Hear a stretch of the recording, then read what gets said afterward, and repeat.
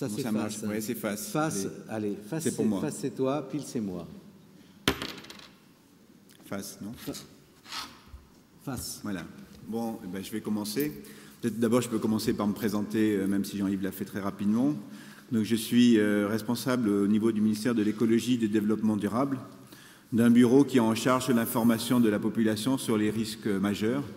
Et on entend par risques majeurs les risques naturels et les risques technologiques. Il y a une loi en France qui donne un droit aux citoyens, un droit à l'information sur les risques naturels et technologiques auxquels il est exposé en certaines parties du territoire. Cette loi date de 1987. 15 ans plus tard, on peut se poser la question, ou un peu plus d'ailleurs de 15 ans, on peut se poser la question si on a beaucoup avancé dans ce domaine-là. On pourrait dire que la bouteille est à moitié vide ou à moitié pleine. Les objectifs donnés par la loi d'avoir un document d'information dans chaque commune est aujourd'hui donc réalisé à moitié, à savoir que cette obligation existe à peu près pour 15 000 communes en France et qu'on a un peu plus de 7 000 communes où le citoyen peut accéder librement à un dossier d'information qui lui fait une synthèse des risques naturels et technologiques auxquels il peut être exposé dans cette commune. Voilà, comme le disait Jean-Yves Casga, notre discours à nous au sein du ministère en charge de l'environnement, qui s'est construit sur la protection de la nature, la première direction du ministère, la direction de la nature et des paysages, et à l'époque ça s'appelait même la direction de la protection de la nature. C'est vrai que nous, on a plutôt tendance à dire que certes, il faut protéger l'environnement, la nature, mais qu'il faut aussi se protéger de l'environnement. Il y a un certain nombre de phénomènes entièrement naturels, pas du tout liés aux activités anthropiques, qui constituent de réelles menaces pour la société humaine. Voilà. Rapidement, à toi. Oui, eh bien, tout ceci, finalement, ne me gêne pas tant que ça, parce que la nature est une puissance, et une puissance qui est sans commune mesure avec nous. Donc, il n'est pas du tout invraisemblable que dans la nature, il y ait des phénomènes qui soient dangereux pour nous. Le problème, c'est que quand on étudie un peu le comportement de notre espèce, on a bien l'impression que les gens ont peur de ce qui n'est pas dangereux et qu'ils oublient d'avoir peur quand il faudrait.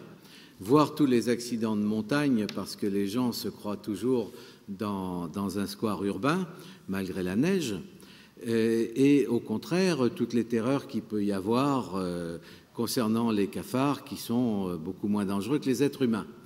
En fait, cette question qui vient d'être posée nous renvoie, on pourrait presque dire, à nos religions, en tout cas à nos métaphysiques. Est-ce que la nature nous veut du mal? Est-ce que la nature nous veut du bien, comme pensent les Esquimaux et certains écolos? Ou est-ce qu'elle s'en fout, ce qui est bien probable? Pour s'y retrouver là-dedans, il faudra qu'on analyse nos esprits. C'est ce qu'on faisait ce matin dans un atelier. Et malheureusement, quand on analyse les esprits des urbains occidentaux, à part toutes les exceptions qui confirment la règle, on se rend compte que le catéchisme qui était imprimé dedans, c'est que la nature nous en veut. Ce n'est pas une espèce de décontraction qui dirait « oui, la nature, c'est dangereux parce que finalement, ça ne pense pas comme nous, peut-être que ça ne pense pas du tout et qu'il y a toutes sortes de circonstances et de hasards ». Non, on a bien l'impression que la doctrine, c'est que la nature s'ingénie à nous emmerder. Et toutes sortes de décisions sont prises sur ce fond métaphysique et c'est pour ça qu'on a certainement, pas seulement nous en France, mais un aménagement du territoire particulièrement lamentable. Ce sera tout pour le moment. Oui.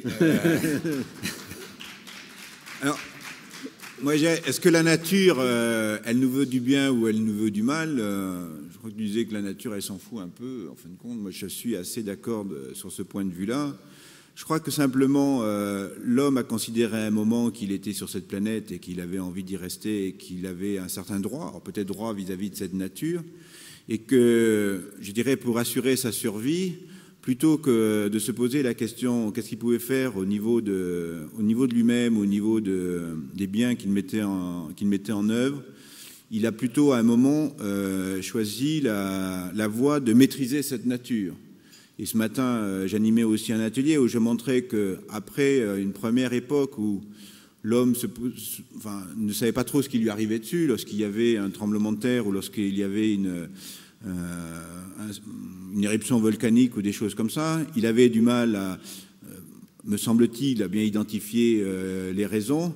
Par contre, ce que faisaient les sociétés, c'est qu'elles apportaient du secours, elles essayaient de mettre en place de la réparation. Et je pense qu'avec le développement des sciences, on a eu l'impression à un moment qu'on pouvait maîtriser tout ceci. Et à la fin de l'atelier, il y a une personne qui a dit « Mais vous savez, sur les feux de forêt, en fin de compte, on peut peut-être aussi, et on sait faire aujourd'hui pleuvoir là où il faut, et puis faire le beau temps là où il faut. » On voit bien qu'il y a encore dans certains esprits la possibilité de maîtriser la nature. Je rappelais d'ailleurs que le maire de Miami, à une certaine époque, pensait qu'avec la bombe atomique, on pouvait supprimer les cyclones.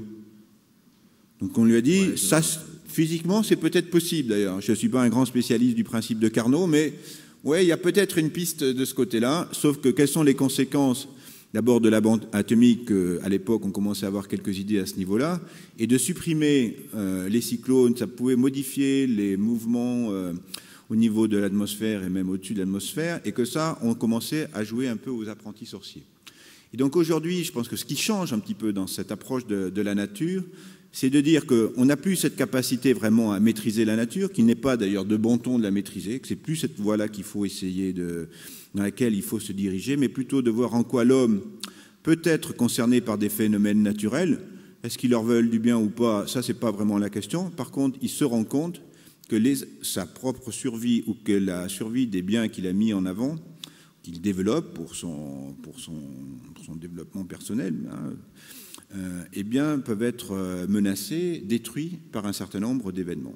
Je crois que c'est ça qui change un petit peu aujourd'hui dans cette approche de la nature et des risques naturels qui sont attachés à cette nature. C'est qu'auparavant, on avait un peu tendance à penser, plus qu'une tendance d'ailleurs, à penser que c'était au niveau de la maîtrise des phénomènes qu'il fallait agir. Et aujourd'hui, je pense qu'on est plus respectueux de la nature et en disant c'est peut-être plus à nous de faire des efforts que de vouloir imposer notre volonté au niveau de la nature. Ça, c'est quelques-uns d'entre nous qui le disons, mais ce qu'on fait, ce qui est décidé, ce qui passe pratiquement dans la réalité du territoire, c'est toujours le vieux modèle, comme quoi il faut dominer et artificialiser. Regardons comment notre agriculture reste aux mains des monoculteurs fous. Comment la gestion forestière ressemble de plus en plus à celle de l'agriculture, comment, pour limiter les crues, on fait couler les rivières plus vite de façon à ce que ça noie plus vite ceux qui sont en aval pour protéger ceux qui sont en amont. C'est-à-dire qu'il y a une discordance absolument phénoménale entre ce que l'on peut dire dans certaines sphères dont nous faisons sans doute partie, où on se rend compte que finalement il vaudrait mieux piloter les forces naturelles quand elles nous gênent, que d'essayer de les supprimer. Comme disait l'autre, c'est un vieux truc, mais on peut le rappeler, on ne commande à la nature qu'en lui obéissant. Eh bien, non, on est toujours dans la situation extraordinairement négative qu'a si bien décrit Jean-Marie Pelt quand il disait « la protection de la nature, c'est un escargot qui court derrière un TGV ». Le TGV, il fonctionne toujours et l'escargot n'est pas encore monté au poste de commande. Et pourquoi ? Parce que ce que nous disons sur la possibilité, finalement, de changer notre point de vue sur la nature, ça reste de l'intellectuel. Ça reste des choses qu'on explique logiquement avec des arguments. Et quand on regarde bien ce qu'il y a finalement dans la relation de l'homme à la nature, à travers les cultures, on s'aperçoit qu'elle est émotionnelle. Et nous avons des émotions négatives vis-à-vis de la nature, pour la plupart de la population, non pas que la population soit spontanément hostile à la nature, mais elle a été habituée à considérer que c'était quand même quelque chose qu'il fallait maîtriser, dominer, remplacer. Et comme les gens de la population, ils sont sympas, ils suivent le modèle culturel et tout ce qui a été fait dans ce domaine, ça a été le conditionnement préalable à la destruction. Donc la psychothérapie, si on peut dire, nous ne nous l'avons pas faite. Nous sommes restés dans une situation où il y a une coupure formidable entre les discours et la réalité, entre la logique et les arguments scientifiques et la pratique Et la pratique, elle change comment? Ou elle change pour des drôles de raisons. Je vais raconter quelque chose que j'ai raconté déjà ce matin, mais comment je m'étais aperçu justement de ce décalage et qu'il fallait essayer de comprendre les images mentales et les échelles de valeur. C'est que travaillant en agriculture, au début, je me baladais avec mes graphiques pour montrer qu'il ne fallait pas arracher les haies. Et c'est vrai que c'est une chose qui tenait la route du point de vue logique, scientifique, intellectuel, tout ce que vous voulez. Et à part les agriculteurs biologiques qui étaient déjà convaincus, tout le monde s'en foutait. Et souvent, dans les réunions, un certain nombre de mes adversaires venaient. Je me rappelle un jour où le CNJA, le Centre national des jeunes agriculteurs, était venu avec des œufs pourris et des tomates. Ils ne me les ont pas jetés parce qu'ils sont quand même plus sympas que ça, mais ils montraient qu'ils avaient des arguments. Et alors, ils ont commencé à s'engueuler avec leurs collègues agriculteurs biologiques dans la salle. Et ça pétait le feu. Alors moi, je suis monté sur ma table et j'ai crié pour les faire taire. Et ça a marché, la bagarre s'est arrêtée. Alors vous allez voir, le chef de mes ennemis est venu me voir et il m'a dit « Écoutez, Terrasson, je ne pensais pas que vous pouviez gueuler aussi fort. » Puis il ajoute après aussitôt « Alors, ce que vous nous dites d'habitude, ce n'est pas des conneries, il faudrait me donner des papiers parce que finalement, il faudrait peut-être que je sache exactement qu'est-ce que vous racontez. » Qu'est-ce qui a fait passer le contact entre nous? C'est absolument pas la logique intellectuelle et scientifique. C'est un procédé bassement primatoïde, c'est celui qui gueule le plus fort. Mais c'est un procédé passionnel, c'est-à-dire que ça a touché les gens au niveau de leurs attitudes émotionnelles, de leurs désirs, de leurs problèmes, de leurs intentions. Et à partir de là, je me suis dit, mais voilà, il faut qu'on sache ce que ressentent les gens, il faut qu'on sache ce qu'ils ont dans les tripes. Et notre problème actuellement, c'est que nous avons des tas de chartes, des tas de discours, des tas de bonnes intentions, des tas d'arguments qui sont dans l'intelligence et qui ne sont pas passés dans les tripes. Alors, moi, je pense qu'il y a, certes, le côté émotionnel est essentiel, ou le côté culturel. Il y a un autre aspect, c'est l'aspect financier. Je disais ce matin, ce qui a un petit peu changé au niveau de l'approche, c'est à ce niveau-là que je peux parler, de l'approche gouvernementale, c'est la tempête de Noël 99. C'est un événement, certes, exceptionnel. En fin de compte, c'est une tempête, c'est pas un tremblement de terre, c'est pas quelque chose d'extraordinaire d'une certaine façon. Le coût économique des dommages, c'était 100 milliards de francs. En francs, à l'époque, c'était encore les francs.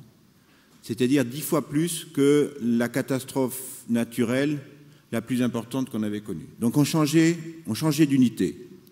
Et là, on s'est rendu compte, en fin de compte, que s'il y avait autant de dommages, bon... qu'est-ce qu'on pouvait faire? Est-ce que c'était dire qu'on allait maîtriser la tempête? On ne voyait pas bien comment on pouvait faire. Et même si à l'époque, les réflexions concernant le changement climatique, ou le réchauffement plutôt maintenant climatique, étaient moins avancées qu'elles ne le sont aujourd'hui, on ne pensait pas que c'était vraiment à ce niveau-là qu'on pouvait agir. Qu'est-ce qu'on s'est rendu compte? Qu'un certain nombre d'installations, et en particulier lorsqu'on n'a plus eu de courant, c'est par exemple que les lignes électriques d'EDF, elles étaient peut-être très vulnérables. Elles n'étaient pas enterrées, elles n'étaient pas mises en façade. Alors que c'est une démarche qu'on fait par ailleurs, qu'on fait sur le plan esthétique, mais pas au titre de la prise en compte des risques naturels ou de phénomènes comme celui de la tempête. Et donc aujourd'hui, on voit bien que, alors certes, on pourrait raisonner différemment, mais que l'aspect économique a été un aspect essentiel. Et c'est pareil au niveau des agriculteurs, parce qu'aujourd'hui, certes, il y a du discours, mais il y a aussi des actes qui sont des actes un peu plus concrets, de savoir, ne serait-ce que pour replanter des haies, aujourd'hui, les agriculteurs sont financés pour replanter les haies, qu'il y a des dispositions qui sont prises aujourd'hui pour, sur un autre aspect, j'évoquais la tempête, mais par exemple les inondations. C'est vrai que jusque-là, on était un peu sur un principe de dire il faut renvoyer le plus rapidement possible l'eau chez son voisin. En gros, on ne la garde pas chez soi. Une approche un peu négative et tout ça. Et aujourd'hui, en fin de compte, on est sur une démarche totalement autre, qui est financée, c'est pas que du discours, qui est financée, qui est de dire, en fin de compte, chacun doit garder son eau. Alors c'est vrai que ça se décide vite, ça se réalise pas aussi vite. Et que les inondations d'Arles, par exemple, lors de cet hiver, c'est sûr que les crues du Rhône sont arrivées beaucoup plus rapidement sur la ville d'Arles, sachant que toutes les communes en amont d'Arles, entre Lyon et Arles, se sont dotées de digues, pour la plupart efficaces d'ailleurs, qui protègent ces communes-là, mais qui renvoient l'eau le plus rapidement possible vers la mer et donc sur Arles. Et les digues à l'époque, d'Arles n'ont pas été dimensionnés par rapport à ce type de crue et à la rapidité de ce type de crue. Donc aujourd'hui, je pense qu'on est sur une phase transitoire qui est de dire, certes, il faut prendre en compte la nature, la maîtriser, c'est quelque chose qui aujourd'hui relève un petit peu d'une utopie scientifique sur lequel on est, je pense, beaucoup plus réticent. De technocrates. Ou de technocrates, si on veut. D'ailleurs, il y a beaucoup de technocrates qui sont des scientifiques. Hein. Oui, c'est juste. Je partage le ministère avec nombre d'ingénieurs, que ce soit des ingénieurs des eaux et forêts ou des ingénieurs des ponts et chaussées, qui sont aussi des responsables de l'administration, qu'on peut entre guillemets appeler des technocrates. Mais je pense que ces gens-là, c'est vrai, commencent à avoir une vision un petit peu différente. L'aspect financier n'est pas des moindres. Et je crois qu'aujourd'hui, c'est vrai qu'on le voit par ailleurs, que l'aspect économique est un aspect qui touche peut-être plus directement l'homme que d'autres arguments, et qu'aujourd'hui, les choix politiques qui sont faits sont des choix qui sont plutôt dans cette logique, je crois que Jean-Yves Casga parlait de mitigation, ou entre nous deux on parlait de mitigation, qui est donc en fin de compte de réduire les risques, c'est ce que les gens veulent, ou ce que on va dire avec une espèce d'objectif final de dire il doit y avoir un risque zéro au niveau de la nature, hein, les risques doivent disparaître. Donc ça, aujourd'hui, on est conscient qu'on ne peut plus faire disparaître les risques. Ça veut dire qu'il n'y ait plus de phénomène ou qu'il n'y ait plus d'enjeu en face. Par contre, ce qu'on peut faire, c'est que les dommages qui sont liés à cette confrontation entre la nature et l'homme soient le moins dommageables possible. Donc c'est cette approche-là aujourd'hui qui est mise en avant. Ça implique, et c'est évident, qu'au niveau de la population, au niveau du citoyen, il y ait un autre regard par rapport à la nature. Et là, on rejoint les actions d'éducation, d'information, de vulgarisation qui doivent être menées au niveau de nos concitoyens pour qu'ils comprennent les orientations, pour qu'ils se les approprient, parce que s'ils ne se les approprient pas, ça ne sert absolument à rien, pour qu'on partage la même stratégie. Et quand je dis qu'on la partage, ce n'est pas uniquement qu'au niveau national. La nature, elle ne respecte pas obligatoirement les frontières administratives. On l'a vu pour d'autres événements. Et c'est là où on doit avoir une réponse qui n'est pas obligatoirement une réponse nationale, elle doit être une réponse internationale. Et là, c'est vrai qu'il y a énormément de travail à faire. Mais Jean-Yves Casga me disait l'an dernier, c'était un peu pessimiste quand même ce que tu as dit. Vaudrait mieux cette année faire un peu optimiste. Alors l'atelier ce matin, ça s'est terminé un peu mi-figue, mi-raisin. J'ai essayé de faire un peu plus optimiste. C'est vrai qu'on est devant une échéance à court terme, qu'un certain nombre de gens évoquent à 20 ans, d'autres même moins, et que devant ce mur, il faudrait peut-être qu'on commence à réagir et à essayer d'éviter ce mur. Il n'y a peut-être pas de raison de faire une guerre entre optimistes et pessimistes parce que on peut très bien considérer, c'est mon point de vue, que le pessimisme fort est la condition pour un véritable optimisme. Parce que si on veut intervenir au niveau crucial où sont les problèmes, il faut d'abord se rendre compte que ça ne va pas. Après, on verra. Personne ne peut prévoir réellement l'avenir, même si on a de temps en temps quelques petites idées. Mais ne pas se rendre compte à quel point le drame est profond nous condamne à faire du cosmétique, du faux-semblant et vraiment une politique de la nature de gagne petit. Cependant, je ne pense pas que le problème soit financier, mais pas du tout. Je réitérerai le fait qu'il est métaphysique. Tout le pognon qu'on pourrait économiser dans le domaine des crues si on se contentait tout simplement de ne pas dépenser d'argent pour virer les obstacles à l'écoulement de l'eau. Eh bien, voilà des sous qui pourraient servir à quelque chose, qui éviterait peut-être d'avoir à en dépenser pour construire les digues. Mais qu'y a-t-il derrière tout ça ? Eh bien, il y a une philosophie de la nature, toujours la même, à savoir que c'est le travail humain qui est capable de nous protéger du risque. Quand on parle d'EDF, avec ces lignes qui pourraient enterrer, bien sûr, mais là, dans la culture d'entreprise d'EDF, dans la culture, dans la philosophie des ingénieurs qui se retrouvent ensuite en train de travailler, de décider à EDF, il y a quelque chose qu'il n'avoue que quand il se met en colère, c'est que les choses sont bien quand on voit la marque de l'homme. Eh bien, les lignes enterrées, comme sont celles entre passants publicité non payées, comme sont celles de Gaz de France, voilà, ça représente une autre situation, parce qu'on ne voit pas. Et à quel point cette position religieuse et passionnelle est forte, je l'ai bien vu une fois quand je faisais, ce qui était avec moi ce matin, tant pis, je vais le raconter à nouveau, parce que ça tombe que c'est adapté à notre propos. Je faisais une carte du Pays Basque où j'essayais de montrer sur le papier les différents niveaux de dégradation du milieu. J'avais fait 8 niveaux, comme pour les tremblements de terre, et tout ce qui était rouge, c'était lamentable, et tout ce qui était vert, c'était bien, avec des gradations intermédiaires. Qu'est-ce qui s'est passé quand on montrait cette carte à des élus de petits villages qui ne polluaient rien, qui ne faisaient aucun dégât? Eh bien, il y avait une tache verte sur leur emplacement, et ils ne se voyaient pas. Ils disaient, mais où il est le village? Monsieur le maire, on ne le voit pas puisqu'il ne pollue pas. Il n'est pas visible. Eh bien, c'était un drame, parce qu'on n'était pas vu. À la limite, peut-être que pour être vu, on aurait préféré avoir un petit inconvénient sur l'environnement, mais quand même exister. Le fond des choses, c'est que pour exister, nous sommes élevés dans l'idée que pour exister, nous devons démolir quelque chose dans le monde extérieur, que sinon on n'existe pas. Si on se contentait de faire des petites bricoles de temps en temps, de donner un coup de pouce dans le sens de nos intérêts, pourquoi pas? Mais c'est certainement pas comme ça qu'on a été éduqués, sauf évidemment exception, sauf réflexion personnelle. J'ai vu en particulier des forestiers de l'Office national des forêts s'engueuler copieusement sur le thème « L'homme doit-il mettre sa marque en forêt ?» Certains disant, et je ne surprendrai personne en signalant que c'était plutôt du personnel subalterne, certains disant l'homme doit se fondre dans la forêt et son action doit être invisible, et les autres disant mais à quoi on sert si on ne voit pas le travail qu'on a fait?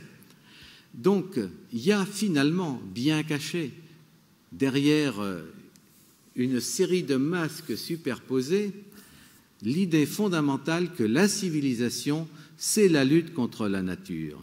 Et ceci étant inconscient et finalement ancré dans les émotions, qui est un domaine où les politiques ne vont pas regarder, c'est particulièrement inatteignable par la politique, et c'est pour ça qu'on n'a pas fait grand-chose.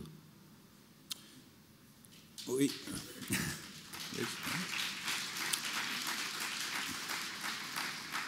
Bon, il est évident que, comment dire, l'homme veut imprimer sa marque et que, d'une certaine façon, il veut marquer son territoire, que souvent la culture de l'homme, ça se traduit par cette marque au niveau du territoire, et qu'il y a une confrontation avec la nature.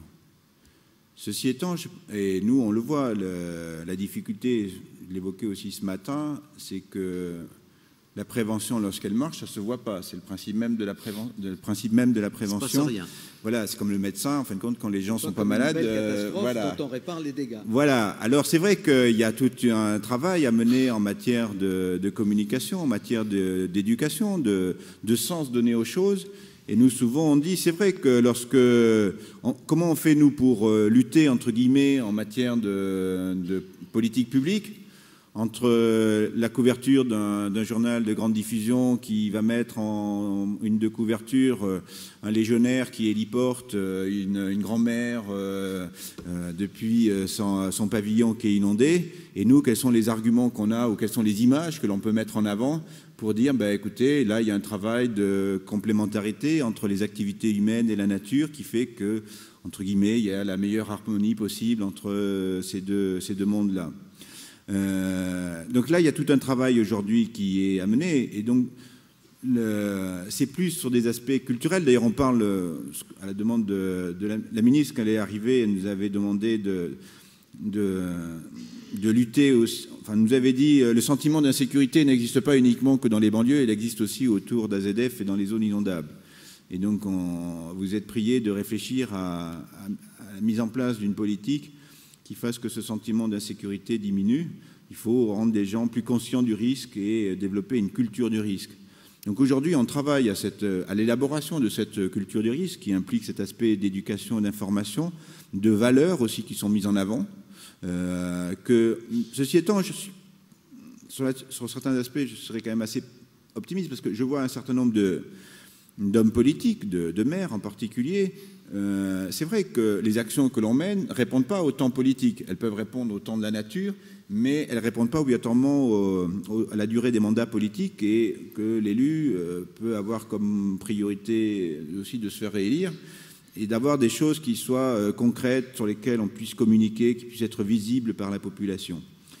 Or, on constate aujourd'hui quand même que les choses évoluent de ce côté-là. Vous disiez au niveau des agriculteurs que le monde de l'agriculture évoluait. Je pense qu'aussi au niveau des hommes politiques, et même dans cette région en Provence-Alpes-Côte d'Azur, on constate un certain nombre d'élus qui s'engagent dans des actions de développement ou d'aménagement du territoire, plus justement respectueux des droits de la nature, mais aussi des nécessités non pas de développement au sens de toujours plus, mais de satisfaction, d'harmonie de la société dont ils ont la charge.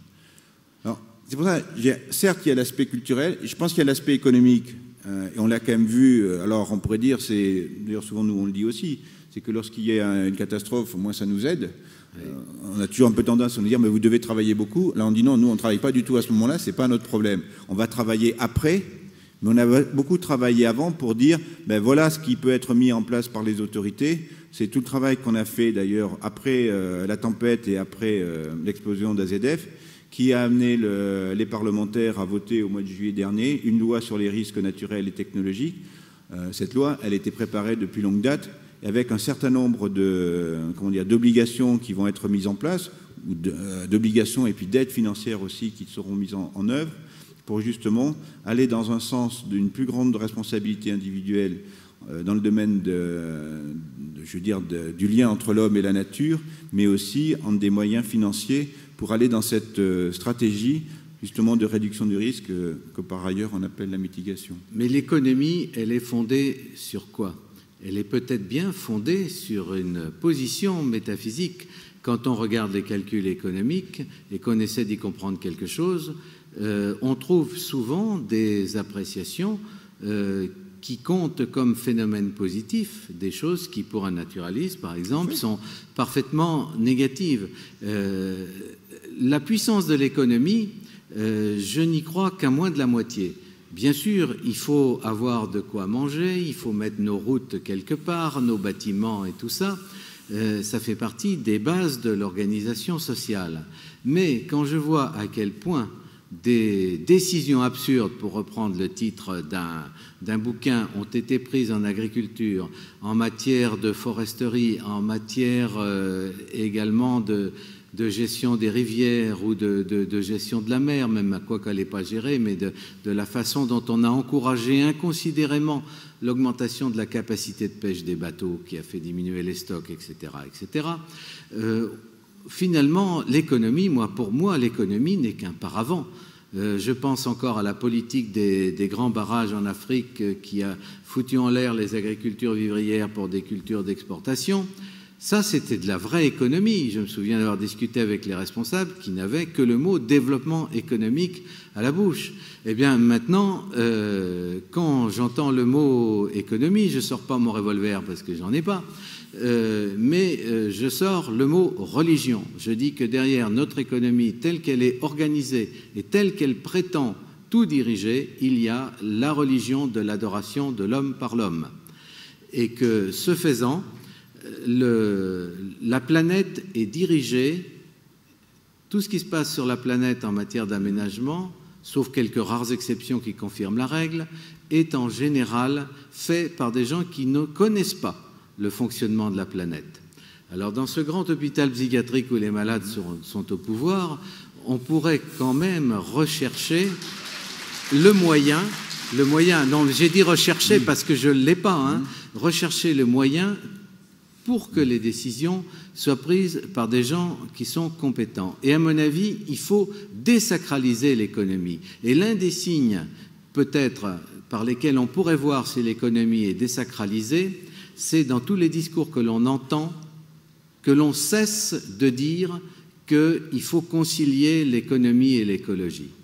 Ça, c'est une logique des contraires, c'est une logique de l'opposition, c'est une logique du combat entre l'écologie et l'économie. On pourrait très bien dire qu'il faut fonder l'économie sur l'écologie. Et à ce moment-là, bien entendu, ça donnera des résultats, des planifications, des modes de pensée et d'exploitation du territoire, qui est légitime parce qu'il faut bien produire de quoi bouffer, et des objets industriels aussi. Ça donnerait quelque chose de fort différent. Et c'est parce que je ne vois nulle part l'amorce du changement métaphysique nécessaire, du changement philosophique nécessaire ou religieux comme vous voudrez, que je suis tout le temps en train de râler, malgré que je puisse collectionner moi aussi un certain nombre de choses qui, si je voulais les cadrer comme ça, je pourrais montrer comme positives.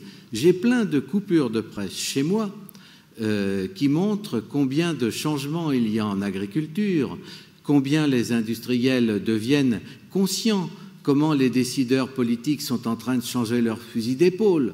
Le problème, c'est que c'est daté de 1958, 1962, 1971, ou des choses comme ça. En 1976, quand je travaillais pour le Conseil de l'Europe, j'ai rédigé, et elle a été votée par les ministres de l'Agriculture du Conseil de l'Europe, une résolution disant qu'on n'arracherait plus les haies et les bocages.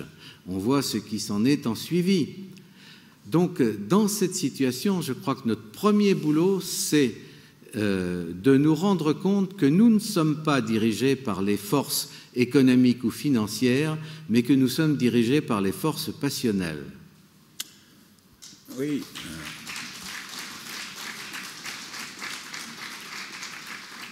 Je partage ce point de vue-là. Ceci étant, pour l'exemple des haies, si on veut reprendre cet exemple-là, je veux dire qu'aujourd'hui, on n'arrache plus les haies, on replante. Donc il y a un moment. Je t'emmène voir un de mes cousins qui est un chef arracheur de haies. Oui, mais tu verras ce qu'il fait. Voilà, et des comme ça, il y en a. Mais je veux dire qu'aujourd'hui, le discours et les aides qui sont mises en œuvre et les orientations politiques qui sont mises en œuvre vont aujourd'hui dans ce sens-là. Alors, je travaille beaucoup en agriculture. Il y a eu un temps où on aidait. Moi, j'ai travaillé dans des régions un certain panorama là-dessus, oui, tu vois.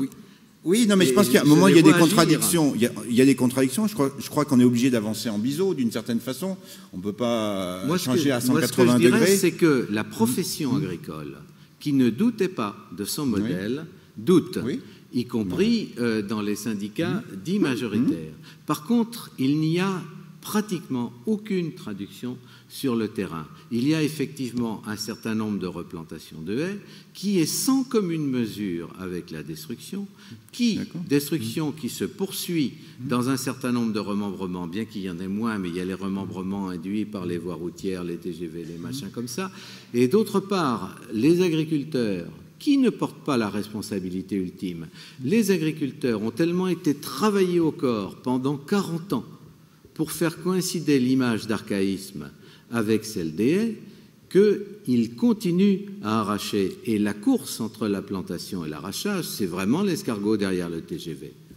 Oui, mais je pense que j'évoquais ce matin je pense qu'il faut du temps aussi pour que les gens, s'adaptent, s'approprient le discours. Moi, je vais prendre mon cas personnel.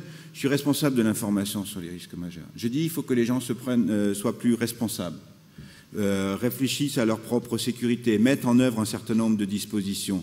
L'État ne peut pas tout faire, c'est pas le rôle de l'État. Faut peut-être éviter d'avoir un État-providence qui s'occupe de tout. État d'ailleurs aux collectivités territoriales, ça change rien de ce point de vue-là. Sauf que dans mon cas particulier, je n'applique pas toujours ces dispositions-là. J'ai du mal à dire il faut. Juste pour une petite anecdote, moi j'ai dit souvent aux gens, quand vous habitez dans les zones inondables, faites une photocopie de vos factures, de vos papiers d'identité, pour que le jour où il y a une inondation au moins, vous n'ayez pas tout perdu. Et pour la petite histoire, on est parti en vacances, je me suis fait voler mon portefeuille, et ma femme me dit, ils sont où la photocopie des papiers voilà. Bon, donc on voit bien qu'on a une certaine contradiction entre ce que l'on peut dire, sur lequel on est complètement convaincu des dispositions à prendre, et la difficulté que l'on a à mettre en œuvre, parce qu'on a été éduqué sous cette forme-là, que nos voisins n'ont pas obligatoirement... c'est là où on rejoint un peu le côté culturel aussi. Si je fais ça, a priori, c'est pas obligatoirement valorisé par mon voisin, ce n'est pas par mon voisin ou par la société en général. Donc il faut aussi travailler sur ces aspects-là. Moi, je vois au niveau du ministère, mais c'est pas que le ministère de l'écologie, on ne sait que réglementer, on ne sait pas labelliser, on ne sait pas dire tiens, ça va dans la bonne direction, il faudrait le faire savoir. C'est un petit peu le problème de la commune qui, en fin de compte, ne se voit pas sur la carte en disant alors que moi je fais des choses bien ou j'essaye de faire des choses bien, il faudrait que ça soit reconnu et il faudrait qu'il y ait peut-être un label.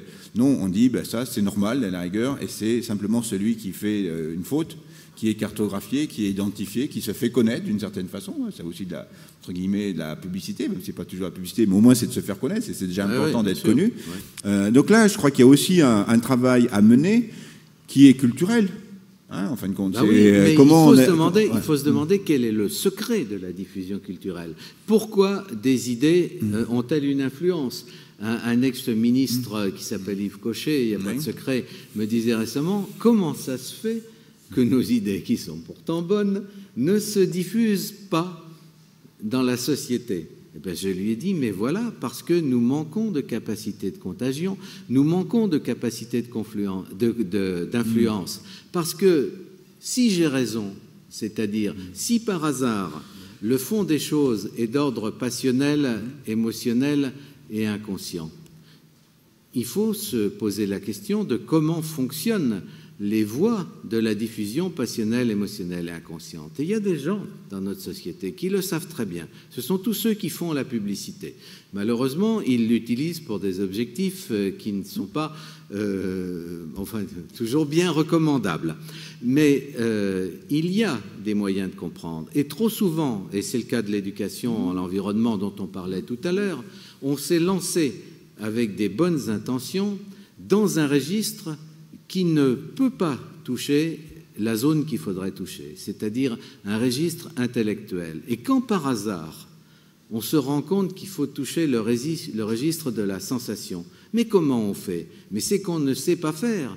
On est prisonnier soi-même d'un certain nombre d'éducations anti-spontanéité. Par exemple, le combat contre la nature, c'est un cas particulier du combat contre les processus spontanés.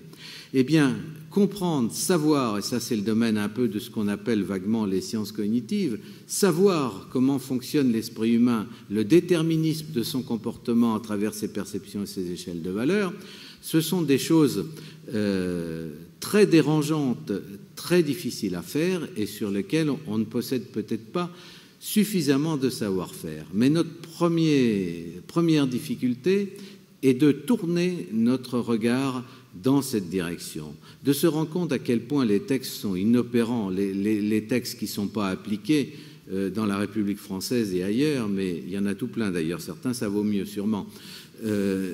Les gens, finalement, ils font ce qui leur paraît important de faire, que ce soit considéré comme des conneries par les naturalistes ou que ce soit considéré au contraire comme des choses bien. Ça fait rien, c'est toujours ce qu'ils pensent qu'il est important de faire. Et c'est très lié à leur image personnelle. Pensons à nos amis agriculteurs, à qui pendant des années, on a fait penser qu'ils étaient des ploucs s'ils avaient des arbres autour de leur parcelle. C'est la dévalorisation émotionnelle de l'identité personnelle qui a conduit à ces destructions. Ce n'est pas du tout un raisonnement économique. Le raisonnement économique, il nous aurait dit on agrandit les parcelles, on élargit un peu les chemins, et puis ça va. Donc, finalement, qu'est-ce qu'on peut dire ? Eh bien, d'abord, constater, avant de savoir ce qu'on va faire, constater qu'on est dans une série extraordinaire de cercles vicieux parce que pendant que Jacques Moi ou d'autres disent « mais maintenant, nous ne sommes plus à l'ère de la maîtrise de la nature », tous les processus de constitution de la culture continuent à marcher. La télévision, les activités artistiques, le design des objets portent des messages anti-nature. Moi, je pense que là, c'est un des points essentiels qu'on aborde peut-être un peu trop rapidement, mais c'est celui de l'éducation à l'environnement. Aujourd'hui, il n'y a pas d'éducation à l'environnement généralisée. Ça ne fait pas partie des obligations, même si certains aspects de l'éducation à l'environnement en matière de connaissances, que ce soit dans les sciences de la vie et de la Terre ou en histoire et en géographie, quelques connaissances sont mentionnées dans les programmes scolaires, mais il n'y a pas de réelle réflexion sur l'éducation à l'environnement.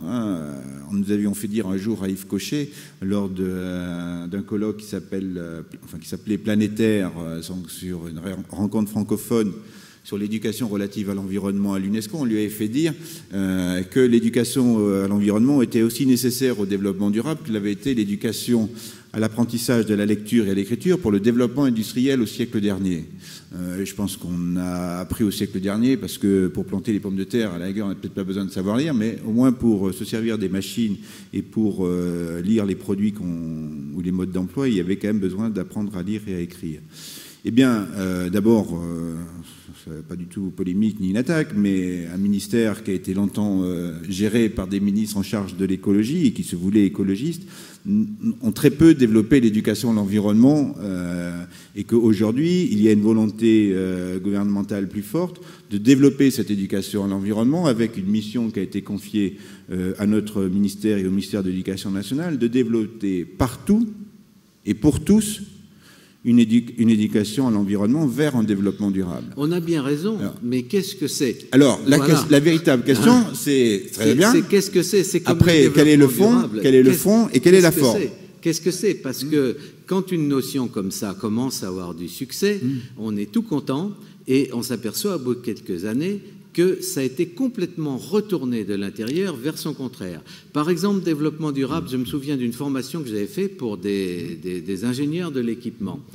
Et après mon intervention d'une journée, le soir, il y avait un ingénieur du Conseil général de, je ne sais plus quoi, des ponts, des choses comme ça, voilà, qui faisait un exposé et qui expliquait aux ingénieurs du stage que l'autoroute qui serait faite dans la vallée d'Aspe était du développement durable. Et les ingénieurs, ils rigolaient, et il a mis longtemps à comprendre, le malheureux intervenant. Il m'a dit « J'espère que vous ne leur avez pas dit le contraire pendant la journée ».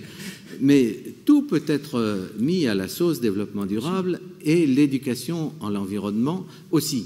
Alors, je demande à voir. C'est vrai qu'il y a des gens en qui j'ai assez confiance, par exemple le réseau École et Nature, mais je sais parfaitement que sous couvert d'éducation à l'environnement, on nous apprendra encore à nettoyer les rivières, à enlever des magnifiques végétations pour que ça fasse propre, parce que l'idéologie du propre sera toujours dans les cerveaux. Donc, la difficulté est considérable. Quelquefois, bonnes intentions, mauvaises actions. Non, mais je pense que, j'entends bien les réserves et on les partage aussi. Ceci étant, un axe est donné. Je pense qu'une généralisation, si on veut d'ailleurs des modifications au niveau culturel, au niveau de la comportement de nos concitoyens, c'est par une généralisation de cette éducation, alors que le travail mené par École et Nature, auquel on a souvent contribué et qu'on a trouvé évidemment, et qu'on trouve toujours d'ailleurs très intéressant, ne s'est pas généralisé. Donc généraliser, c'est pas obligatoirement, c'est pas aussi simple que de démultiplier des expériences tout aussi intéressantes qu'elles soient. Et là, une des premières questions qu'on nous a posées, on nous a dit, alors c'est quoi la progressivité des savoirs dans ce domaine-là? Est-ce qu'on peut valider ces savoirs? Ce sont des connaissances, ce sont des comportements. Et donc là, il y a une réflexion qui est engagée aujourd'hui, auquel d'ailleurs beaucoup d'associations, d'ailleurs, que ce soit École et Nature ou d'autres, en particulier celles qui sont intégrées dans le CFE, je ne sais plus ce que ça veut dire, le collectif français d'éducation à l'environnement, qui regroupe École et Nature et d'autres associations, travaillent.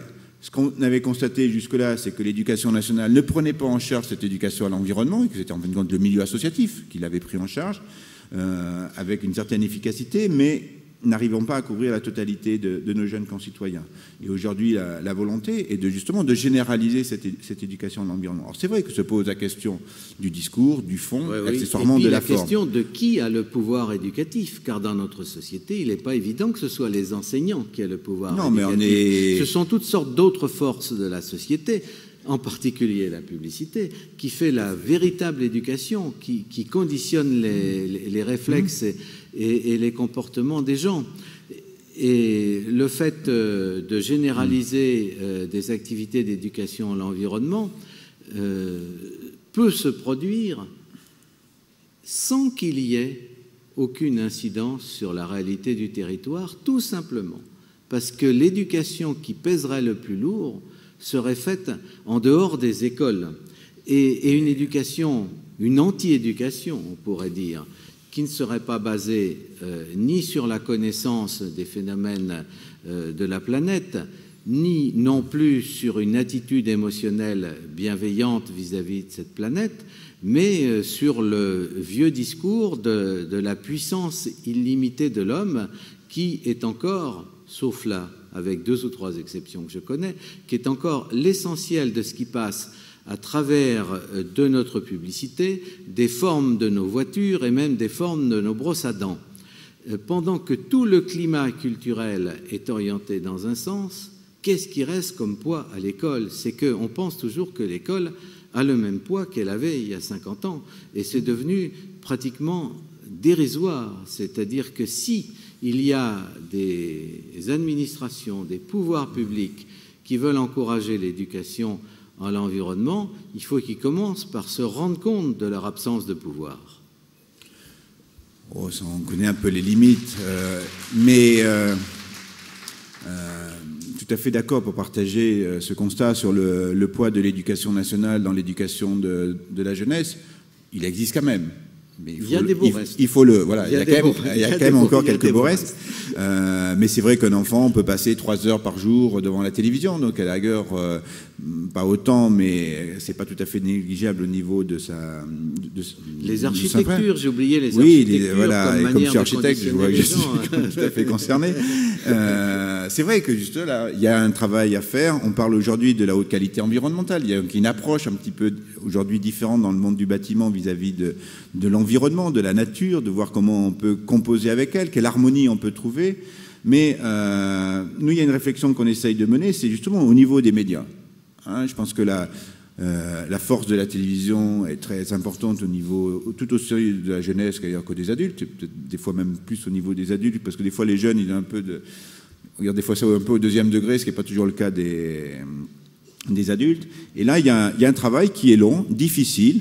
On a un peu tendance à parler, justement, d'ailleurs, pour ce qui nous concerne, nous, des risques naturels, que des catastrophes. Donc on est dans l'émotion, on est dans l'actualité, et entre 2 actualités, on ne parle pas des risques naturels. On est dans le spectaculaire. Et on est dans le spectaculaire. Voilà, c'est pas parce qu'on est dans l'émotion, c'est qu'on est dans une catégorie particulière. On a des images, on a des choses qui est le spectaculaire, parce que c'est toujours la culture du ce qui n'a d'importance que ce qui se voit. Et donc il faut, pour les démarches que l'on veut, s'adapter aussi à ce qu'est la télévision, donc avoir des choses qui se voient, qui fassent appel aussi au spectaculaire. Mais nous, on ne désespère pas de trouver des choses. Il y a peut-être plusieurs formes de spectaculaire. Il y a d'ailleurs différentes natures de spectacles. Il est clair qu'il faut séduire celui qui regarde. Voilà. Sinon, il ne regardera pas. Alors, nous, on essaie de est-ce que pour le séduire, il faut lui faire quelque chose qui ressemble à ce qui d'habitude réussit à le draguer devant son écran? Là, c'est un cruel dilemme. Parce que, est-ce que pour attirer quelqu'un, il faut faire le genre de bêtises qu'il regarde d'habitude, ou est-ce qu'il ne faut pas trouver d'autres moyens de séduction? Mais là, il y a un véritable débat. Moi, je sais que les émissions de Nicolas Hulot, Ushuaïa ou autres, je veux dire, donnent une telle belle image de la nature qu'on peut dire, mais en fin de compte, qu'est-ce qu'il nous raconte? Que la nature, elle est menacée, elle est extraordinaire. Alors, c'est vrai qu'il y a le discours après de Nicolas Hulot. C'est quand même assez bien intégré, parce que c'est placé.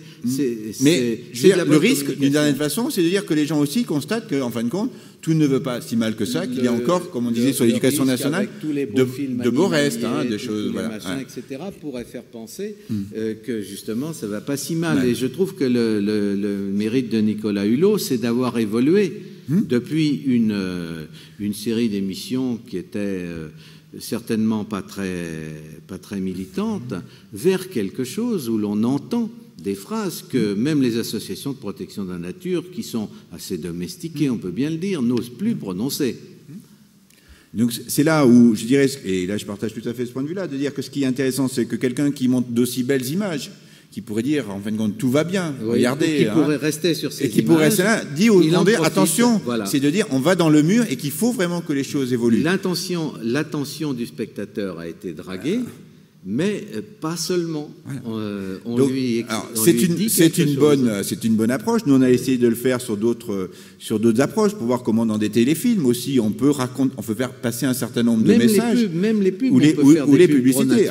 Bien sûr. Le problème, c'est de mettre toute cette, ce savoir-faire ou cette intelligence qu'ont les créateurs, qu'ils soient architectes, publicistes ou artistes, au service de cette communication, au service de cette prise de conscience. D'abord, il faut les trouver. Et il faut savoir quel est le message qui leur tient à cœur. Car comme on est quand même une époque de confusion, ça n'est pas parce que quelqu'un vous déclare « je vais construire un message émotionnel à propos de la nature » que c'est de la nature qui va passer dedans. Peut-être que malheureusement, il sera suffisamment contaminé par l'antinature pour que sa nature soit revue et corrigée et sonne faux. Comment on pourrait appeler ça, l'introspection de la société ou des acteurs de la société sur leurs échelles de valeurs concernant la nature, ça c'est fondamental. Qu'est-ce qui leur plaît dans la nature? Pourquoi? Quelle est la philosophie qu'ils en tirent? Par exemple, en tirent-ils une philosophie de séparation de l'homme et de la nature? Nous allons mettre la nature vierge ici, comme disait Robert Hénard, et puis plein de civilisations ailleurs. Ou est-ce qu'au lieu de faire de la nature à visiter, on va faire de la nature à vivre et on va insérer les êtres humains dedans? Toutes ces questions, et encore d'autres, je ne voudrais pas trop allonger, il faut les poser aux acteurs de l'éducation à l'environnement. Et c'est très indiscret de poser des questions comme ça. D'ailleurs, souvent, les gens ne savent pas répondre parce qu'ils ne savent pas ce qu'ils pensent. Donc, la base culturelle, la base de connaissance de nous-mêmes qu'il nous faudrait pour entreprendre tout ce boulot,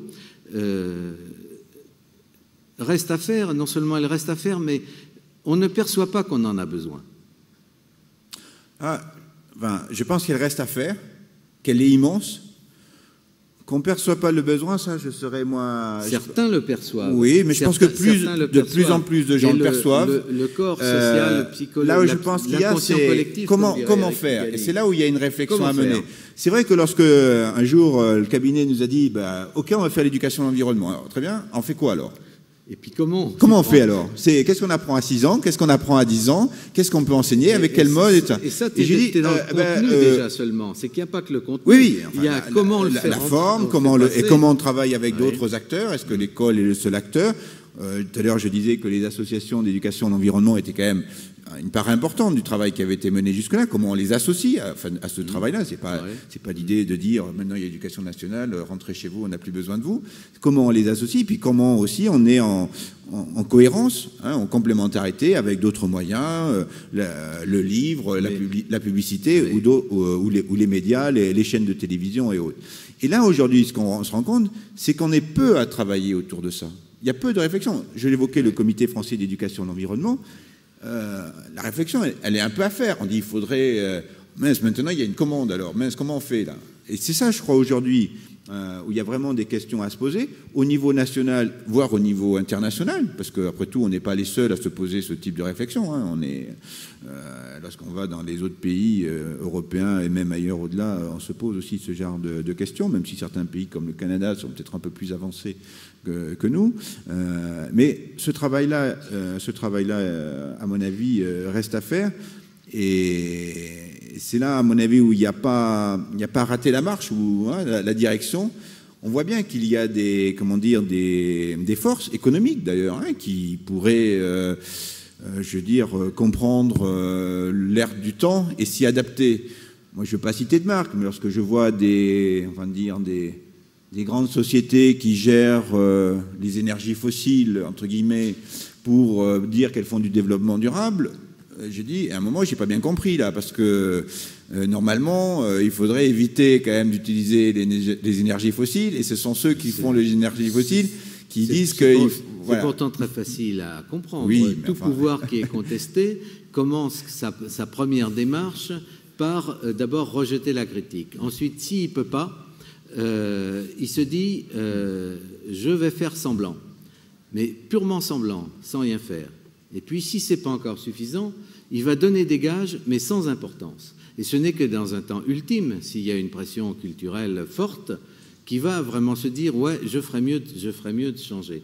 Et tous ces phénomènes, vous voyez que ça nous entraîne loin finalement de la nature, de la compréhension de phénomènes psychosociologiques, mentaux, etc. Et pour ça, vraiment, on n'a pas les gens. Il y a quelques génies comme Claude Leroy, qui était psychiatre de la MGEN, qui avait inventé un truc qu'il appelait l'anthropologie de l'espace et qu'il appliquait d'ailleurs à l'architecture, à tel point que quelqu'un lui avait dit une fois dans une salle « Vous, Leroy, vous êtes aussi fou que Terrasson ». Et il avait dit « heureusement qu'on est fou, sinon comment est-ce qu'on comprendra les malades ?» Alors, tiens, une fois j'étais dans un comité qui devait réformer les études des ingénieurs de l'équipement. Comité qui est tombé à l'eau. Pourquoi? Parce qu'on s'est aperçu que pour réformer les études des ingénieurs, il fallait réformer d'abord les études des professeurs. Alors, on en a des choses à faire en amont de ce qu'on devrait faire. Pourtant, c'est urgent. Donc, commençons n'importe où, je suis d'accord. Commençons tout de suite avec ce qu'on a. Mais méfions-nous de ce qui se passe. Par exemple, en éducation à l'environnement, on voit encore des slogans, des injonctions du genre « connaître pour aimer ». Aimer pour protéger, et que c'est ça le chemin vers l'éducation à l'environnement. On n'a jamais vu quelqu'un acquérir une connaissance sur quelque chose qu'il n'aimait pas d'abord. Quand on s'en fout, quand ça ne nous intéresse pas, on n'apprend rien. Donc c'est aimer pour connaître, et connaître et aimer pour peut-être protéger. Ce type d'erreur où finalement on a inventé la psychologie humaine, au lieu d'essayer de savoir comment elle marchait, je l'ai bien connu, parce que tout ce que je critique, je l'ai fait. Et je me souviens quand on faisait des équipements touristiques dans les marais de l'Alaire, dans les Landes, je vivais sur l'idée que si on mettait les gens dans la nature avec des équipements pour qu'ils ne se sentent pas trop malheureux, la nature allait les transformer. Quelle est la réalité du fonctionnement psychologique et de ses impacts? C'est que c'est le contraire. Je me suis aperçu que c'est les gens qui transformaient la nature quand on les mettait dedans avec tout le catéchisme anti-nature qu'ils ont. Donc, on a certainement quelques très très bonnes intentions, mais les moyens nous manquent. Est-ce que ça veut dire qu'on va rien faire? Alors, dans mon pessimisme, moi, je ne dis pas qu'on va rien faire. Je dis qu'on va continuer à se tromper beaucoup et que ce qu'il faut qu'on fasse, c'est qu'au lieu de se lancer à coups de trompette dans l'éducation à l'environnement, le développement durable, le principe de précaution, en disant « avec ça, on tient les clés qui ouvrent les portes de l'avenir », il faut s'y lancer, mais en se disant « ça serait bien surprenant qu'on ait la bonne clé, ou est-ce qu'on a foutu la clé, où est-ce qu'elle est, est-ce qu'il y a seulement une porte ?» Oui, moi ce que je partage comme point de vue, c'est qu'il faut y aller, qu'il y a beaucoup de chemin à faire, qu'il y a beaucoup d'incertitudes, mais je pense que ce n'est pas pour autant qu'il ne faut pas commencer et peut-être se prendre un certain nombre de précautions, pas de principe de précaution, mais de précautions par rapport aux démarches qui sont engagées. Je crois que lorsqu'on a j'évoquais l'obligation scolaire, je pense qu'on était peut-être pas très avancé en matière de pédagogie, comment il fallait enseigner vis-à-vis des grandes masses, même si avant on le faisait. On n'a pas appris la pédagogie hors de l'école, ça c'est vrai. Donc je pense qu'il y a eu ce travail-là qui a été mené, il faut le faire aussi dans le domaine de l'environnement, mais peut-être à la différence aujourd'hui, c'est que si on se trompe, de temps en temps, il y a quelques conséquences qui nous amènent à quelques réalités et qui nous obligent à réviser. Alors ça, j'y crois pas. Je pense qu'on est dans une société qui répond à une imbécilité en faisant une autre imbécilité encore plus grande. Et que ça a l'air d'être un principe de gestion. Oui, c'est peut-être un petit peu une belle formule, mais À mon avis, je suis pas sûr que ça se attends, vérifie. Ça se vérifie chaque fois. C'est une formule, c'est évident, mais en plus, je le pense vraiment. Il faut savoir, il faut se rendre compte qu'on a tous notre propre sensibilité. Moi, j'ai une sensibilité naturaliste. Donc, la destruction de la nature me rend malade. Je ne vois pas pourquoi j'obligerais mon voisin à être aussi malade que moi. S'il a moins de stress, tant mieux. Mais il est clair que une certaine façon de voir la nature, pour ceux qui sont vraiment drogués de nature, ça nous fait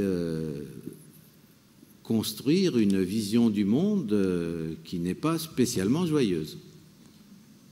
Bien que ça ne nous empêche pas de rigoler, mais comme l'a dit une fois un de mes... finalement, quelle position prendre quand on est aussi négatif dans une vision ? Moi, je crois que la réponse a été donnée, on pourrait presque dire une fois pour toutes, par un de mes amis il y a déjà 25 ans quand on travaillait en agriculture. Il y a un DDA dans une salle, directeur départemental de l'agriculture, qui lui a dit « Mais vous voyez bien, monsieur machin, depuis que vous nous embêtez, que vous nous mettez des bâtons dans les roues, que vous nous critiquez, vous voyez bien que vous n'avez jamais rien obtenu. » Ce qui était particulièrement vrai. Et c'est ce que je dis, on n'a rien obtenu. Et mon camarade a répondu au DDA, il lui a dit « C'est pas parce qu'on n'a rien obtenu qu'on va arrêter de vous emmerder. » Voilà, c'est ça qu'il faut faire. Ouais. Bon, je ne suis pas sûr qu'aujourd'hui, les gens qui... Je ne sais pas s'il y en a toujours qui embêtent les DDE et les DDA n'obtiennent rien. Moi, j'étais DDE dans une zone de marée. Et je pense que les associations... sur la protection de l'environnement, sur le respect des zones humides, sur des démarches particulières, ont eu quelques effets, qu'aujourd'hui, même lorsque j'étais responsable d'un service de l'équipement, un certain nombre de recommandations, d'incitations développées par ces associations, ou ces chercheurs et autres, on les a appliquées. Et je pense qu'il y a une volonté aussi peut-être de mieux faire. Je pense que souvent, c'est qu'au départ, on n'a pas eu cette formation-là, d'où l'importance, à mon avis, qu'il y a de développer. Alors peut-être qu'il faut commencer par les professeurs avant de s'attaquer aux élèves, mais de former les ingénieurs de l'équipement ou de l'agriculture sur ces principes-là. Mais je pense qu'on est prêt à aller à accepter une certaine évolution et d'aller dans cette voie-là. Il y a toujours eu des personnalités qui, dans ce domaine, ont travaillé dans des institutions officielles, de façon inhabituelle et relativement favorable à la nature, prenant en compte un certain nombre de demandes, d'informations, etc. Cependant, ce sont des personnalités isolées. Les pouvoirs, quels qu'ils soient, même ceux qui ne sont pas très puissants, acceptent assez facilement les mesures cosmétiques, comme déplacer 4 arbres avec des Osmoderma eremita, des pics prunes, pour que l'autoroute ne les bousille pas. Par contre, ils ne sont absolument pas prêts à accepter l'idée que les autoroutes sont des machines à vider le territoire parce que ça relie des pôles performants au détriment des pôles moyens. Ils ne sont pas prêts du tout à se dire qu'au lieu d'élargir les routes, il faut les rétrécir. Et bien voilà, les questions de fond ne sont pas négociables. Il n'y a que ce qui ne change rien aux bases de l'aménagement du territoire qui peut être accepté, sauf si on a affaire, ici ou là, à une personnalité exceptionnelle qui se dit « oui, c'est vrai, ce qu'on fait d'habitude en matière de développement ne tient pas la route ». À ce moment-là, ce sera une personne d'ailleurs qui ne pourra pas prendre une position aussi radicale que celle que je prends parce qu'il aura des responsabilités officielles, il ne pourra pas, mais il pourra accueillir favorablement peut-être des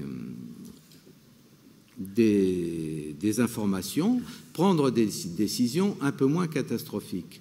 Mais le système de fond, le système de base est accroché de toutes ces dents qui sont nombreuses à ses prérogatives et à ses façons de penser et à sa manière hostile de ressentir le monde.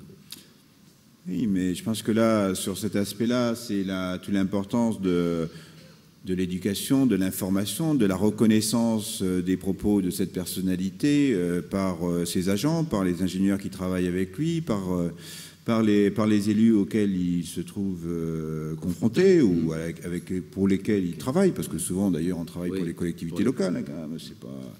Et donc, je pense que ce qui est important aujourd'hui, c'est comment on peut généraliser ces pratiques. Bon, pour exemple, je parlais ce matin du risque sismique, hein, le risque majeur au niveau de la France, vu qu'aux Antilles, il peut y avoir 50 000 morts d'un jour demain, hein, et que... Ou à Marseille. Oui, mais enfin, Marseille, il y aurait moins de morts quand même. Les conséquences économiques seraient dramatiques aussi, mais au niveau de nombre de victimes, lorsqu'on entend en Iran qu'il y a 30 000 morts, il faut savoir qu'en France, la Martinique ou la Guadeloupe étant quand même des départements français, il peut y avoir autant, si pas plus, de victimes, et qu'on n'est pas obligatoirement beaucoup plus efficace que ne le sont les Iraniens ou les Algériens. Et mon directeur m'avait dit, mais vous avez bien des architectes conseillers, expliquez aux gens comment il faut construire parasismique. Je dis, non, mais le problème, c'est que les architectes conseillers, ils ne savent pas déjà comment il faut faire. Donc il y a tout un travail en amont qu'il faut faire. Alors peut-être que sur cet aspect-là, on a été aidé, parce que dans ce domaine-là, on a plutôt tendance à dire, bon, on n'a qu'à mettre des pompiers ou des unités de sécurité civile et on a les moyens de réparer derrière. L'avantage qui peut-être dû à un inconvénient, c'est que comme ces départements-là sont très loin, on ne peut pas mettre en permanence des agents de sécurité civile en attendant que le tremblement de terre arrive, parce que ça peut être aujourd'hui, mais ça peut être aussi demain ou dans 10 ans ou 30 ans. Donc tout le travail a été fait justement de dire il faut prendre en compte ce risque-là dans le développement économique et social de l'île et de voir comment on peut avoir une autre approche. Et c'est cette approche-là qui aujourd'hui a été acceptée, qui est développée, qui prend du temps. Et c'est vrai que moi, je dis aux architectes à l'époque, j'ai dit, écoutez, on va prendre de Paris que pendant 10 ans, il n'y aura pas un tremblement de terre. Parce que ce qu'on va faire, ce n'est pas efficace avant 10 ans. Et même au bout de 10 ans, il ne faut pas quand même se raconter trop d'histoires. On réduira les dommages, mais le risque nul n'existe pas. Il ne faut pas croire qu'on pourra garantir aux gens qui peuvent vivre. On pourrait appeler ça du pessimisme, voilà. Si on voulait. Alors, je suis d'accord. Alors, ça peut être pessimiste, mais ça peut être aussi optimiste de dire que voilà, on peut dire. D'abord, on prendra les mesures. Et je crois qu'au-delà des mesures, c'est aussi une approche culturelle différente. Oui, parce qu'on c'est va de dire que changer c'est le regard des gens et la solidarité ou la vie en communauté des gens va agir différemment, va se passer de façon différente. Alors, c'est vrai que la difficulté majeure, il faut accepter qu'il y ait du temps. Parce que d'abord, on ne forme pas un architecte en 6 mois. On ne développe pas des politiques publiques aussi en 6 mois. On ne fait pas une éducation, une information de la population sur un phénomène qu'elle avait complètement, occulté. Hein. Connaissance des cyclones, connaissance du volcan, mais pas du tout du risque sismique. Alors que le dernier tremblement de terre n'a eu lieu qu'il y a 150 ans, ce qui n'est pas très très vieux quand même dans notre histoire, et avait fait quand même 7000 morts quand même à Pointe-à-Pitre. Pourtant, on arrive à vendre une voiture en 6 mois. Alors, il y a peut-être des méthodes. Oui, mais je crois que alors, le problème de dire aux gens que leur île est sismique, ça on peut le faire. On l'a fait d'ailleurs en moins de 6 mois. On a fait aussi de la publicité. Voilà, on a utilisé la publicité. À tel point d'ailleurs on s'est même servi des effets Dolby Stéréo qui existent dans les cinémas, qui fait que le cinéma tremblait et que les gens croyaient d'ailleurs qu'il y avait vraiment un tremblement de terre. C'est super. Il faut quand même faire aussi attention à ce qu'on fait. Mais je crois qu'après, c'est une fois que les gens sont conscients, qu'est-ce qu'on leur propose ? Donc, d'une certaine façon, l'éducation, l'information, la culture que l'on peut, doit être aussi accompagnée. Qu'est-ce qu'on leur propose ? Et tu arrives sur un terrain qui est déjà miné par une certaine philosophie du rapport à la nature. Et pour proposer quelque chose, il faut d'abord démolir la symbolique qui est dans la tête des gens. Et comment démolit-on des symboles ? C'est la même question que comment les crée-t-on ? C'est quelque chose qu'on ne peut pas aborder ici parce que ça suppose toutes sortes de préalables et on a beaucoup de mal à l'exposer rapidement. Mais encore une fois, les publicitaires le savent bien, on connaît les publicitaires et les chamans. On connaît les méthodes pour donner de la puissance. Qu'est-ce qui donne de la valeur aux choses ? Étudions un petit peu les phénomènes monétaires, par exemple. Étudions les phénomènes de grandes dictatures qui réussissent par populisme à entraîner les foules. Comprenons qu'est-ce qu'est la diffusion symbolique. C'est ça qui nous donnera un levier d'intervention, et j'espère qu'on s'en servira au service de l'intégration de l'homme à sa planète, parce qu'on pourrait très bien s'en servir en sens contraire, puisque c'est ce qu'on fait en ce moment. Les puissances du symbole sont utilisées par une culture dont l'idée est que moins il y a de nature, plus l'homme se porte bien. Mais réfléchissons ensemble comment on peut justement utiliser ces moyens-là au bénéfice des orientations. Réfléchissons et pas seulement, c'est-à-dire essayons d'enseigner ce genre de choses, parce que il faut bien comprendre que tout ceci n'existe pas dans les universités. Il y a des formations de communication, mais en général, ça s'arrête très vite. Il y a quelque chose, moi, qui me séduit beaucoup, c'est une école de communication américaine, qui est l'école de Palo Alto, qui prétend avoir trouvé des thérapies brèves. Alors moi, je me dis, et il y a Olagnon aussi qui fait ça à l'agro, essayez d'adapter cette école de Palo Alto aux questions de nature.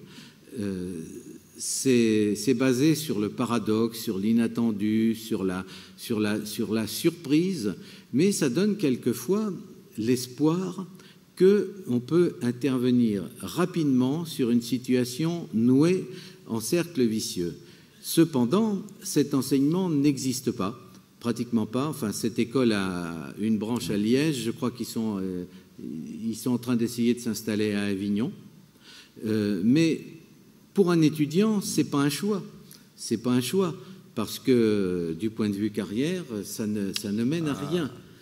Sauf que la carrière, a priori, il a 30 ans devant lui, et que dans 30 ans, il y aura peut-être d'autres concepts et d'autres attentes qui font qu'il fera vraiment carrière. Ça tout de suite, hein. Il y a des gens de l'agro qui viennent me voir, des gens de l'ENGREF et tout ça, et qui veulent se lancer là-dedans. Et je leur dis, attendez d'être directeur de recherche quelque part, n'est-ce pas? Oui.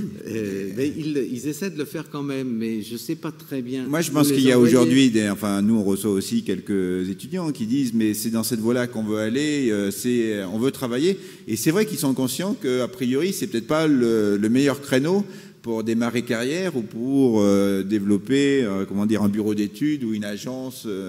Sauf que si on s'imagine un peu plus loin que les 4 ou 5 années à venir, là on se dit que peut-être c'est une bonne orientation. Et je crois que le travail qui est mené aujourd'hui, même si je suis du ministère de l'Équipement, je ne suis pas aujourd'hui au sein du ministère de l'Équipement, il y a une réflexion qui est menée de dire attention, les actions que l'on mène aujourd'hui, certes elles sont efficaces, reconnues d'une certaine façon, socialement. Oui. Mais si on se projette à 10 ans, c'est pas ça qu'il faut faire. Et donc il faut qu'on prenne ce temps-là pour former les gens, former au management, former les gens, adapter les matériels. Et moi, quand tout à l'heure je parlais du Marais Poitevin, dans lequel je suis intervenu, je sais qu'on était très contents et on me poussait à acheter des pelles mécaniques pour pouvoir entretenir les marais, les curer. C'est un peu comme les routes ou les rivières qu'il fallait bien creuser. Et j'ai expliqué, en disant, oui, je veux bien qu'on achète du matériel, mais vous savez, le matériel détruit la berge. Et qu'aujourd'hui, la société ou les riverains ou les maraîchers du coin trouvent ça très bien parce que dans leur schéma aujourd'hui, c'est qu'il faudrait que l'eau passe et que les fossés soient curés. Mais demain, ils vont vous dire, mais attendez, vous abîmez quand même le milieu là, entre la berge. Ils vont vous dire, mais vous êtes en train de détruire le milieu le plus riche. Et donc, on a fait toute cette réflexion-là de voir comment on pouvait entretenir la rivière ou les fossés à partir de l'eau et non pas à partir de la berge. Bon, donc ça, c'est un travail d'anticipation qui demande du temps. Il faut après développer des savoirs, des techniques. Et c'est ce travail-là, à mon avis. On peut peut-être synthétiser le fil directeur de nos discussions en disant que dans la réalité, il existe bien une réflexion, il existe bien des individus qui ont pensé, mais que ce dont nous avons besoin est dans une zone de l'esprit humain qui est très difficile à atteindre, et que même une bonne partie de ceux qui ont réfléchi ne se sont même pas encore rendus compte que cette zone de l'esprit humain existait. Alors bien sûr, il faudrait lui accorder de l'importance aussi, parce que c'est peut-être bien elle qui décide de tout. mais il faut déjà savoir qu'elle existe. Donc je pense que la lacune de formation, ce n'est pas une lacune de formation de technique écologique, parce que ce qu'il faut qu'on adapte venant de l'écologie, c'est le b.a.-ba, quoi. Ce n'est pas du niveau du doctorat. Ce qui nous manque, c'est la capacité psychologique à sortir d'une culture de destruction. Tout à fait d'accord. Ça pourrait être une fin. Ça peut être une conclusion provisoire. Ça pourrait être une conclusion provisoire. Merci Jacques Faye, merci François Terrasson.